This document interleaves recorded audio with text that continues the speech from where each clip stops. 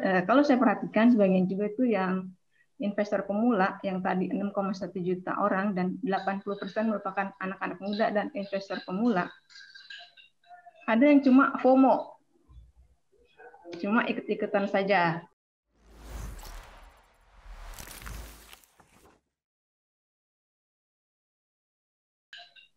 Ada yang cuma FOMO, cuma ikut-ikutan saja. Jadi dia belum tahu seluk-beluknya di pasar modal bagaimana. Ketika ada di Instagram orang posting, aku dapat untung loh dari saham ini sekian. Aku dapat untung loh di saham ini sekian. Dan orang yang melihat itu bisa jadi, oh enak banget ya di pasar modal, di bursa, beli saham ini, ditinggal aja besok udah untung. Tanpa pikir panjang tuh ikut investasi. Atau bisa juga ke aset yang lebih berisiko. Sekarang teman-teman udah tahu kan lagi hype banget yang namanya aset kripto. Itu juga investornya banyak tuh aset kripto.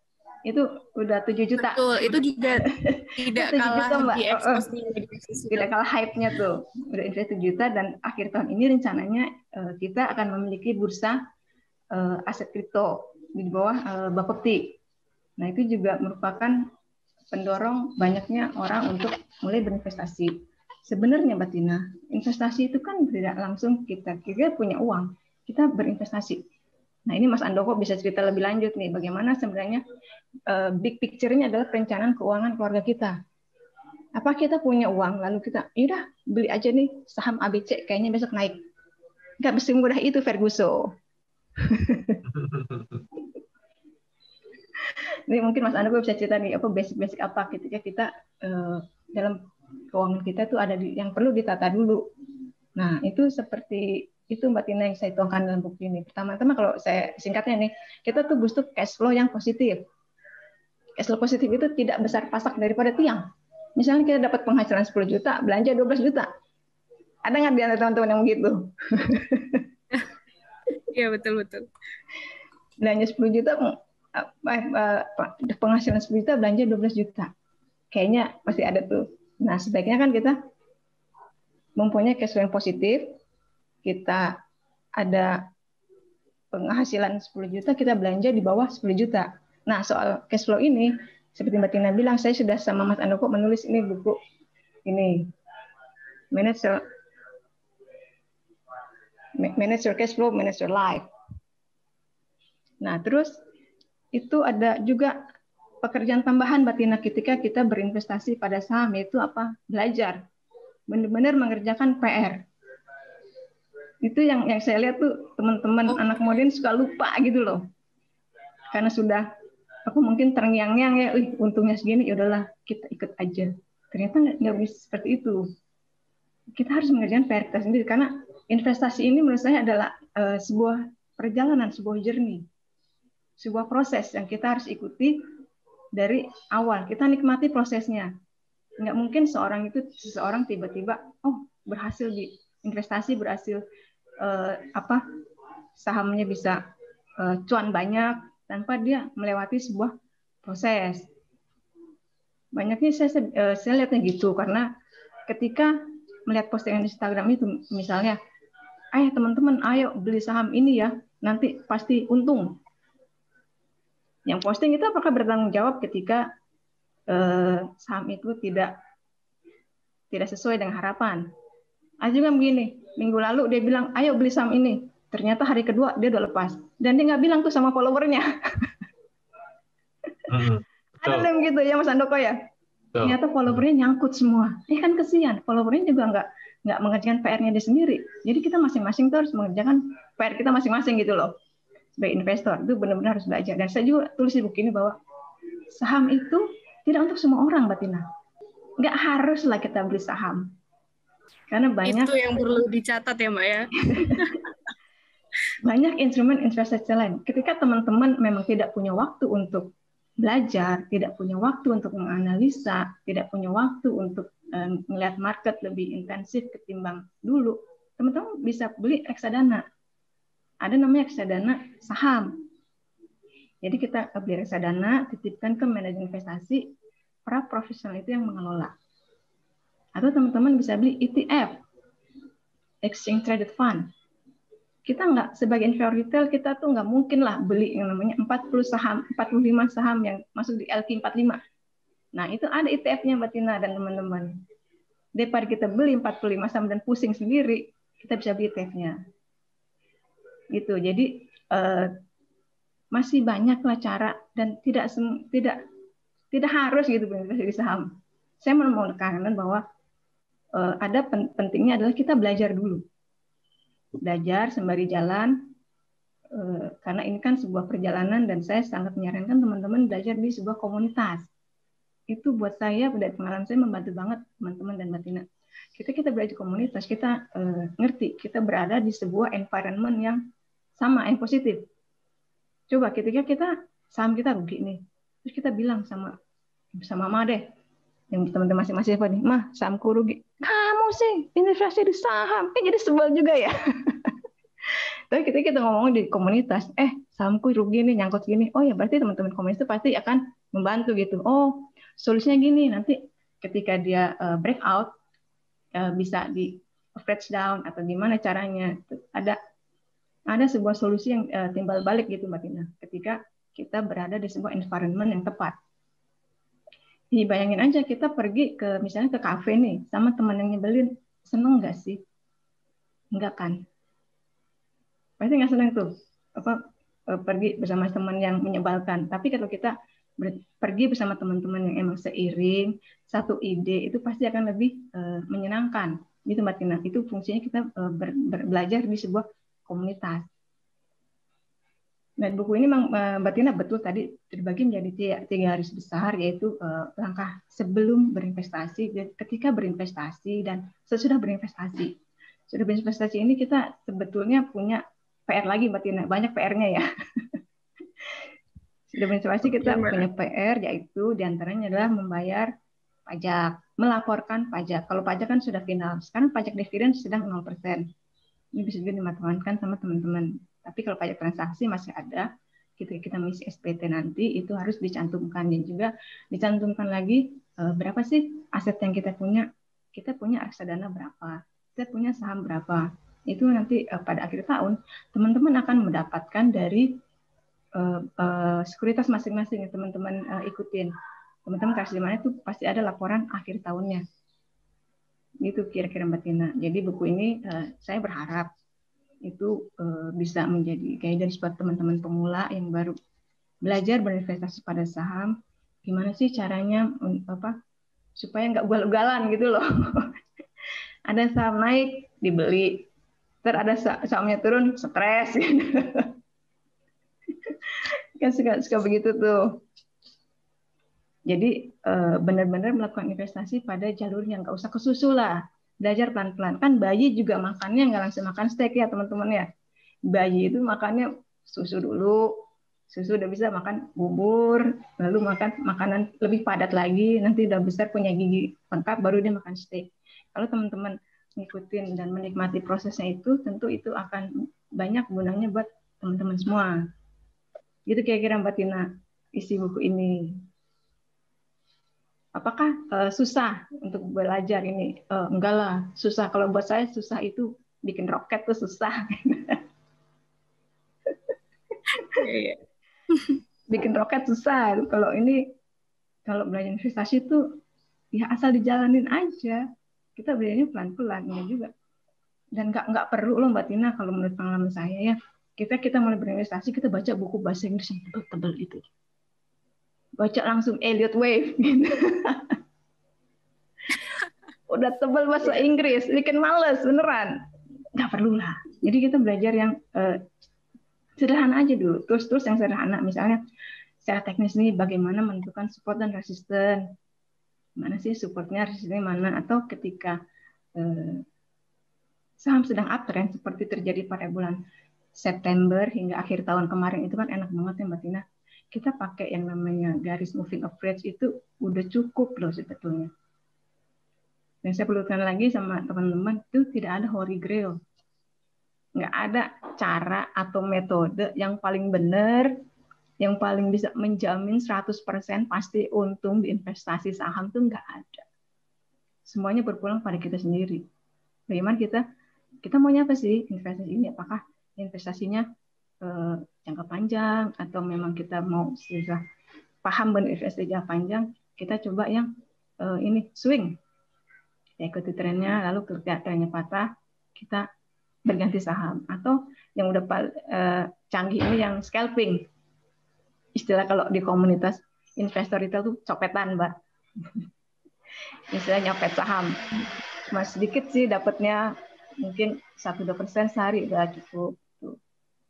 Berarti investasi itu sebuah perjalanan yang mesti kita ikutin. Emang nggak mungkin gitu, tahu kita sampai di puncak gitu loh, seperti postingan di Instagram, oh aku dapat saham yang bagus nih, udah untung sekian persen, gitu. Karena itu dia juga berevolusi, dia juga berproses, dan semua proses itu mesti kita ikutin aja, sedikit-sedikit, pelan-pelan, step by step.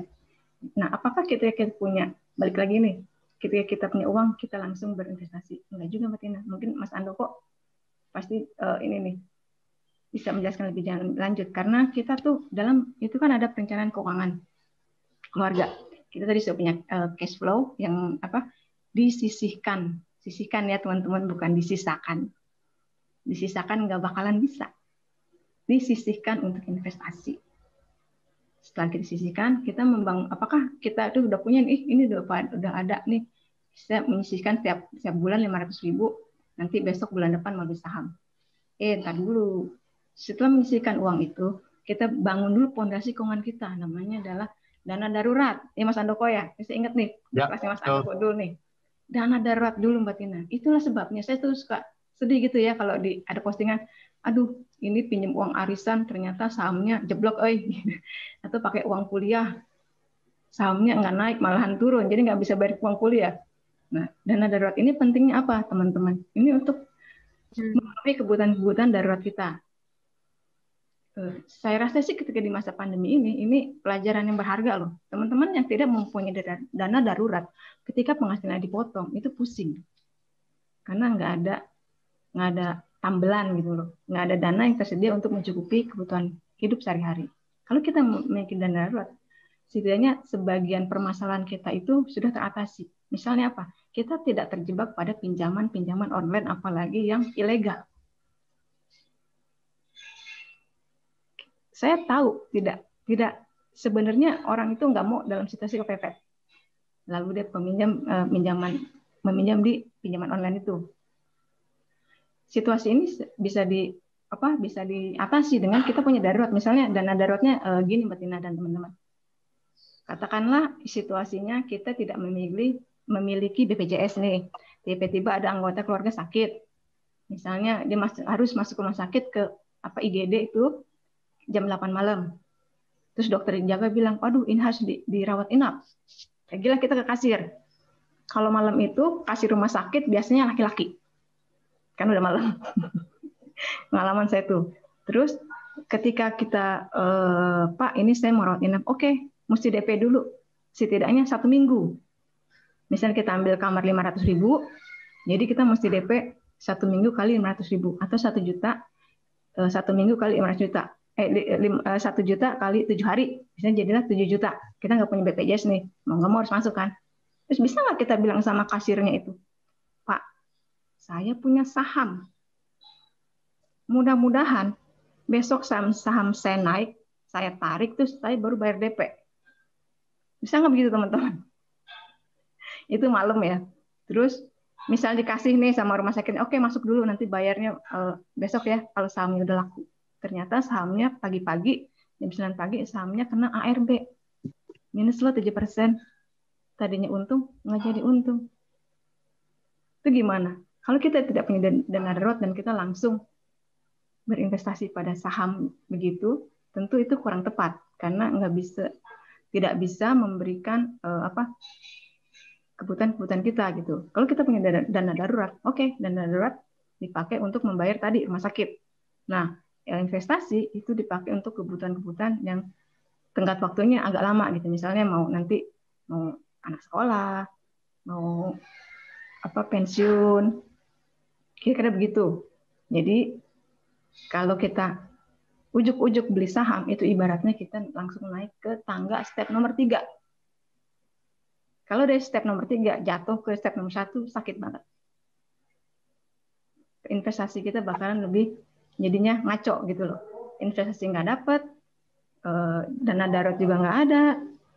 Jadi menurut saya kita sebelum berinvestasi itu harus mempunyai fondasi yang kuat dulu, yaitu kita punya namanya dana darurat. Jangan sampai nih seperti tadi yang ini kejadian benar, ada mahasiswa yang terbujuk temannya untuk membeli saham, ya udah pakai uang kuliah aja. Nah bulan depan ternyata ketika bulan awal Januari itu saham-saham farmasi kan naik, tiba-tiba sahamnya jeblok tuh farmasi, kelompok farmasi. Ingat nggak Mas Andoko ya? Ya, betul. Sahamnya turun. Nah nyangkut dari situ semua, para nyangkuter gitu. Sementara ini uang kuliah harus dibayar. Bagaimana tuh mengatasinya?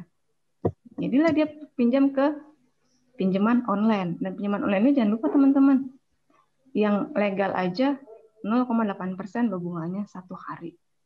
Sebulan bisa 24%. Dan tenggat waktunya ini sangat singkat, 2 minggu atau 3 minggu. Gitu kira-kira. Jadi maaf Mbak Joyce, waktunya sekitar 2 menit lagi ya. Oke, jadi teman-teman memang mesti banyak yang dipersiapkan sebelum kita melangkah berinvestasi.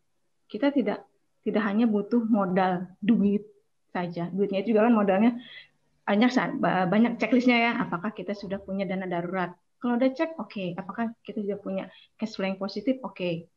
Nah, ketika itu kita juga harus memiliki modal lain, yaitu modal yang saya bilang tadi, investasi di kepala, investasi dari leher ke atas. Itu kita belajar. Banyak yang harus dipelajari ketika kita berinvestasi di pasar modal. Kalau emang teman-teman belum sanggup belajar, ya udah jangan maksain diri untuk beli saham.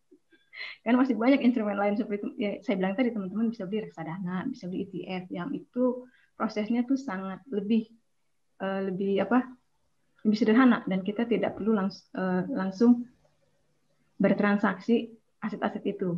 Begitu kira-kira Mbak Tina. Mungkin Mbak Tina paparan saya mungkin nanti bisa dilanjut sama Mas Andoko.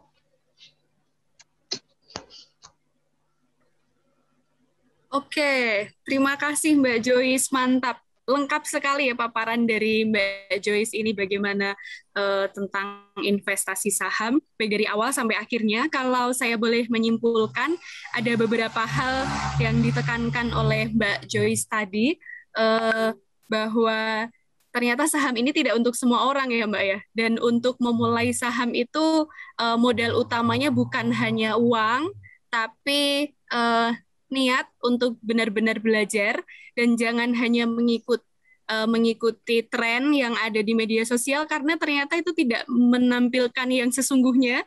Bisa jadi ketika mereka sedang naik, mereka posting di Instagram atau media sosial lainnya, tapi ketika mereka sedang loss misalnya, ternyata tidak diposting dan pengikutnya sudah terlanjur ikut rugi juga begitu. Dan salah satu tips untuk berinvestasi saham adalah mengikuti komunitas-komunitas supaya bisa lebih mendapatkan insight yang lebih banyak dari komunitas tentang apa sih tren yang sedang terjadi, kemudian apa yang harus dilakukan ketika sahamnya mungkin turun seperti itu. Dan salah satu tujuan dari Mbak Joyce menulis buku ini adalah supaya teman-teman yang bergabung di investasi saham itu bisa mengontrol investasinya di saham, dan kalaupun memang belum siap, bisa bertahap, dimulai dari investasi seperti reksadana yang mungkin tidak memerlukan cukup banyak waktu untuk bagaimana menganalisis laporan keuangan dari emiten yang kita akan berinvestasi di situ. Jadi kira-kira itu beberapa kesimpulan dari apa yang dipaparkan oleh Mbak Joyce tadi. Nanti kita akan lanjutkan ke paparan kedua dari Bapak Andoko. Namun sebelumnya saya kembali mengingatkan kepada Sobat Buku Kompas yang ingin bertanya-tanya, silahkan menuliskan pertanyaan di kolom Q&A.